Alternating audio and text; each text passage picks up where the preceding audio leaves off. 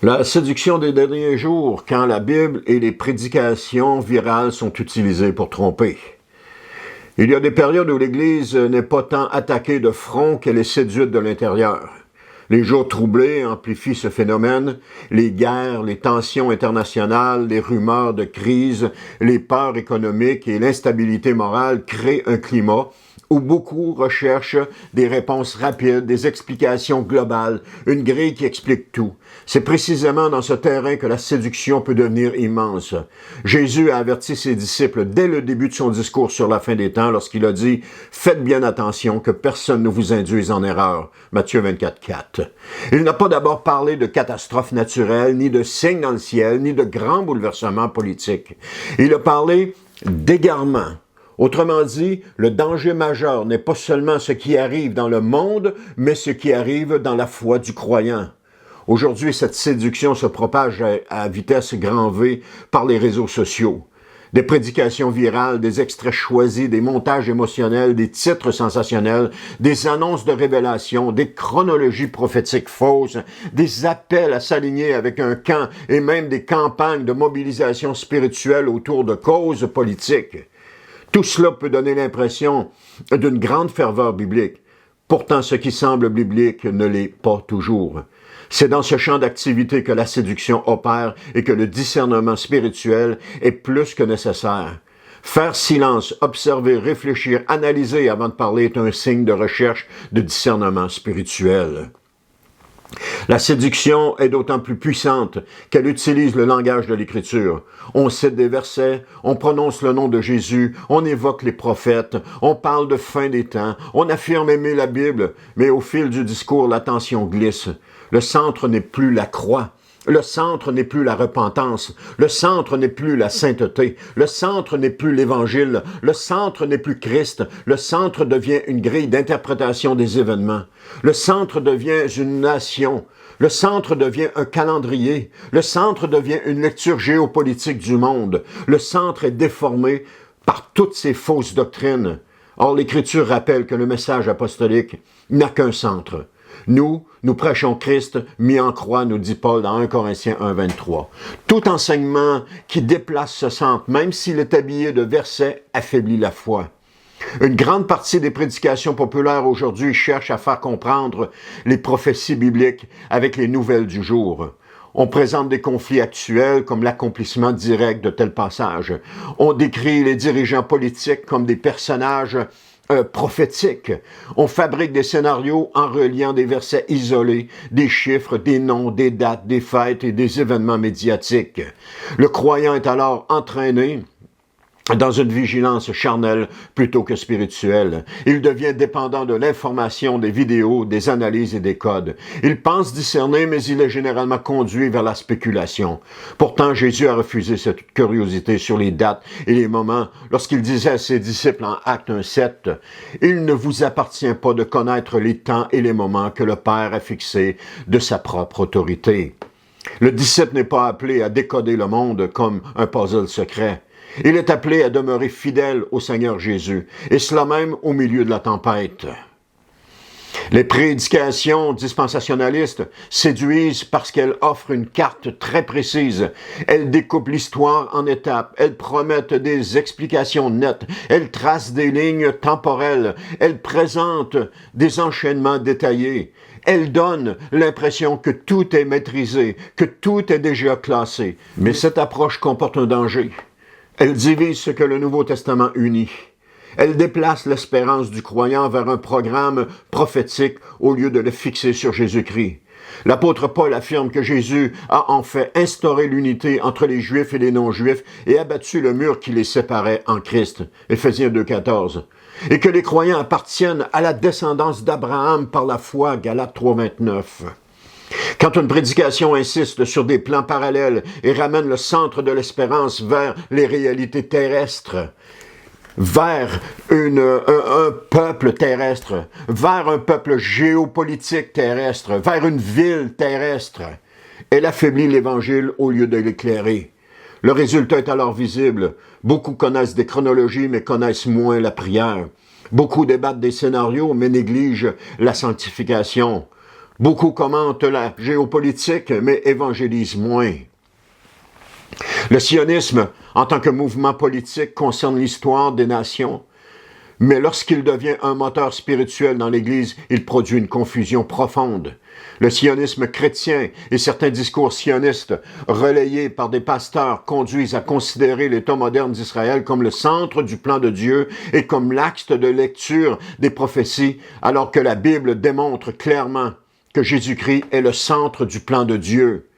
Le danger n'est pas d'aimer un peuple ou de prier pour la paix. Le danger est de déplacer le regard de Christ vers une cause. Le danger est d'imposer une loyauté spirituelle à un projet terrestre. Le danger est de faire de l'Évangile un soutien religieux à une orientation politique et géopolitique. Or, le Nouveau Testament est clair. En lui était le oui, car c'est en lui que Dieu a dit oui à tout ce qu'il avait promis. Aussi, est-ce par lui que nous disons oui, amen, pour que la gloire revienne à Dieu. On voit ça dans 2 Corinthiens chapitre 1, versets 19 à 20. Cela signifie que toutes les promesses de Dieu trouvent leur accomplissement en Jésus-Christ et non dans une nation terrestre. L'apôtre Paul explique que Dieu n'agit pas de manière contradictoire ou incertaine, comme si ses promesses étaient tantôt oui et tantôt non. Au contraire, en Jésus, Dieu a confirmé et réalisé pleinement ce qu'il avait annoncé dans les Écritures. Les promesses concernent le salut, la grâce, le pardon, la nouvelle alliance et l'espérance trouvent leur réalité en lui. C'est pourquoi les croyants peuvent dire Amen, c'est-à-dire affirmer avec confiance que Dieu est fidèle, car ce qu'il a promis est assuré par la personne et l'œuvre de Jésus-Christ. Le centre des promesses est Jésus.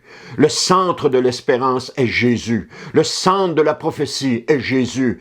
Quand l'Église devient militante pour une cause au point d'en faire un test de fidélité, elle perd de vue sa mission, qui est d'annoncer le salut en Jésus-Christ à toutes les nations, nous dit Matthieu 28, 19 à 20.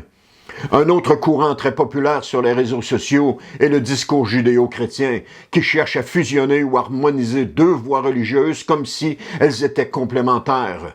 On parle de valeurs communes, d'héritage partagé, de retour aux racines. On insiste sur une alliance spirituelle entre judaïsme et foi chrétienne, souvent au nom de l'amour et de la réconciliation. Cependant, la séduction est grande lorsqu'on évacue la question centrale, Jésus-Christ. Le Nouveau Testament montre que le point de rupture du premier siècle était précisément l'identité de Jésus comme Messie. Les apôtres ont été persécutés, non parce qu'ils étaient anti-juifs, mais parce qu'ils affirmaient que Jésus est le Christ et qu'il est l'unique chemin du salut. On voit ça dans Actes 4, 12. Une alliance qui minimise la confession de Jésus finit toujours par affaiblir l'Évangile. Le croyant doit donc discerner qu'un discours peut parler d'amour, de paix, de respect et pourtant détourner du cœur du message apostolique. Les réseaux sociaux ne favorisent pas la profondeur. Ils favorisent ce qui choque, ce qui fait peur, ce qui indigne, ce qui polarise, ce qui simplifie, ce qui promet une révélation. Un message équilibré, biblique, patient, centré sur la repentance et la sainteté est rarement viral. À l'inverse, une vidéo prophétique remplie de signes, de connexions, de révélations, de dates et de titres explosifs peut devenir virale en quelques heures. Et plus elle est partagée, plus elle apparaît crédible. La popularité devient alors un argument implicite. Pourtant, Jésus a averti que beaucoup suivraient de faux chemins lorsqu'il a dit « De faux messies surgiront, ainsi que de faux prophètes. Ils produiront des signes extraordinaires et des prodiges au point de tromper, même si c'était possible, ceux que Dieu a choisis. » On voit ça dans Matthieu 24, 24. Les véritables disciples du Seigneur Jésus ne se laisseront pas prendre au jeu, ni ne se laisseront séduire, parce qu'ils ont le discernement pour discerner la vérité du mensonge. Le fait que cela attire les foules ne prouve pas que cela vient de Dieu. Voilà pourquoi la prudence est de mise en ces jours de grande séduction. Alors, comment résister à la séduction? La réponse biblique n'est pas la peur, ni l'obsession, ni la réaction émotionnelle. La réponse est le discernement, l'enracinement et la fidélité. L'apôtre Jean nous conseille ceci. Mais attention, mes chers amis, ne vous fiez pas à n'importe quel esprit. Mettez les esprits à l'épreuve pour voir s'ils viennent de Dieu, car bien des prophètes de mensonges se sont répandus à travers le monde. On voit ça dans 1 Jean 4, 1. Et si c'était le cas pour les apôtres au premier siècle, combien plus c'est le cas encore pour nous aujourd'hui? Il y a de plus en plus de prophètes de mensonges qui annoncent des choses qui ont l'apparence d'être bibliques, mais qui ne le sont pas. Et de plus mettre les esprits à l'épreuve ou examiner selon d'autres versions, c'est replacer les versets dans leur contexte, ce qui signifie qu'il est important de retourner à l'Écriture, de relire nos passages, les passages qui sont énoncés, de regarder le contexte si le passage dit bien, si le contexte dit bien ce que le passage dit. C'est mesurer si l'enseignement conduit à Christ ou à un programme. C'est voir si la prédication produit la sainteté ou l'agitation. C'est discerner si elle pousse à la repentance ou à la spéculation. C'est évaluer si elle nourrit la foi, l'amour, la vérité, la paix, ou si elle entretient la peur, la colère, la confusion et l'idolâtrie d'une cause. Le disciple doit aussi se rappeler que la fin des temps dans le Nouveau Testament n'est pas d'abord une carte géopolitique. C'est un appel à veiller, à persévérer, à garder l'huile dans la lampe, à demeurer fidèle, à aimer la vérité et à suivre Jésus jusqu'au bout, nous dit Matthieu 24, 13 et Matthieu 25, 1 à 13. La mort n'efface pas tout. Dans la mort, il y a encore l'espérance de voir le Seigneur pour le croyant. La séduction peut être grande en ces jours de la fin, précisément parce qu'elle se présente comme biblique. Elle cite des versets, elle parle de prophétie, elle se nourrit d'actualité et elle envahit les réseaux sociaux. Mais le croyant ne doit pas se laisser impressionner par la popularité ni par les montages émotionnels. Le critère demeure simple. Est-ce que cela me rapproche de Jésus-Christ, de sa croix, de sa parole, de sa sainteté, de sa mission? Si l'enseignement déplace le centre vers une nation, une chronologie, une cause, un camp ou une alliance ambiguë, alors le disciple doit être extrêmement prudent. Les voix se multiplient, les séductions aussi, mais Jésus demeure le même, le Seigneur, le seul sauveur, le seul fondement et le seul centre de notre espérance, nous dit Hébreux 13, 8. Lorsqu'on écoute une prédication ou que nous regardons une vidéo sur les prophéties et les événements du monde, est-ce que cela nous conduit réellement à aimer davantage Jésus-Christ, à vivre dans la repentance et la sainteté, ou est-ce que cela nourrit surtout notre curiosité pour l'actualité et les spéculations sur l'avenir?